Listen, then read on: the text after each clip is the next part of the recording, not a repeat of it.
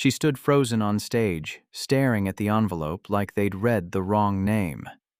5 years earlier, people had laughed at me for marrying her. Tonight, the same room stood to applaud her. Let me back up. My name is Nathan Cole. I'm 31, an engineer in Portland, Oregon. I never cared about status symbols. My parents raised me to value character over appearance before they passed when I was 22. That loss taught me something. People leave fast, but kindness stays. I met Willow at the neighborhood library where she worked. She was 27, quiet, the kind of person who noticed a struggling stranger before anyone else did. She had a small scar along her jaw from a childhood fall, barely visible, but somehow, the first thing people fixated on. The first time I saw her, a kid knocked over a stack of books, and instead of getting annoyed, she laughed and helped him find what he needed. I checked out a book I never planned to read, just for an excuse to talk to her again. Weeks turned into months of library visits, then walks to the bus stop in the rain.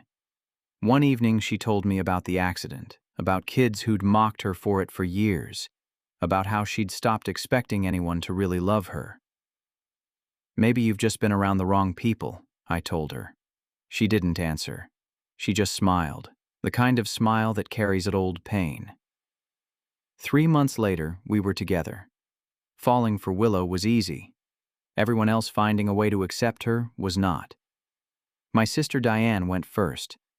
Over coffee, she said she'd seen pictures. I think you can do better. When I asked what that meant, she said people would judge us. They're already judging her, I said. My co-workers weren't much kinder. Someone asked for a photo of Willow and the table went quiet, followed by a laugh and a, "Seriously?" I didn't argue. I just felt something crack inside me. Not because of the insult itself, but because they'd reduced the kindest person I knew to a face. That night, Willow noticed my mood and pulled it out of me gently. When I told her everything, she just said, "I'm used to it." 4 words that hurt worse than anything my coworkers had said. 6 months later, I proposed on a quiet beach at sunset. No ring, no crowd, nothing but the two of us. She said yes through tears. I thought the hardest part was behind us. It wasn't. Diane offered to host our engagement dinner. I took it as a peace offering. Instead, a cousin stared at Willow's scar across the table and asked, point blank, what happened to her face. Willow answered politely. The table moved on like nothing happened. Later, while Willow stepped out to take a call, Diane leaned over and told me I still had time to change my mind. "You're trying to protect your image," I told her, and walked away. A month before the wedding, Willow quit her library job. The new manager, she said, wanted someone more presentable at the front desk. I wanted to fight it. She stopped me. "I don't want my life run by people who don't deserve my energy," she said. I'd never met anyone stronger. At our wedding, a co-worker cornered me with a drink in hand, laughing that he couldn't believe I'd gone through with it. I asked him one question. What did he actually know about Willow? He had nothing. He didn't know about her Saturdays volunteering at the Children's Reading Center, or the nights she spent reading to residents at the nursing home, or the part of every paycheck she quietly gave to buy books for kids who couldn't afford them. He judged her in under 5 seconds. 3 months into our marriage, a 6 a.m. phone call changed everything. Willow's grandmother, the woman who'd raised her, was in the hospital. We rushed there through the rain. A week later, she was gone. Grief hollowed Willow out. She stopped painting, stopped eating properly, sat on the balcony every night in silence. Then one evening I found an old sketchbook hidden in our closet. Portrait after portrait, aching with feeling. "They're not very good," she said, embarrassed. She'd never shown them to anyone. Certain people would laugh. The next morning, without telling her, I photographed a few and posted them online. By nightfall, thousands of shares. Strangers calling her work unbelievable. When she saw the messages, her hand started shaking. It was the first real smile I'd seen since the funeral. Word spread. A local gallery invited her into a community show. She almost said, "No. You've spent your life listening to people who underestimated you," I told her.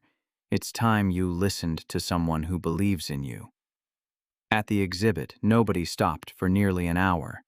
Then an older woman paused at one portrait, tears in her eyes.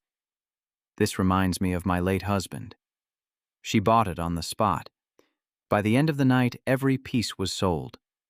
Weeks later, a hand-delivered invitation arrived, the Pacific Northwest Contemporary Art Gala, and Willow was listed as a featured emerging artist. The night of the event, she wore a green dress and left her scar uncovered for the first time since I'd known her. "I finally stopped hiding," she told me.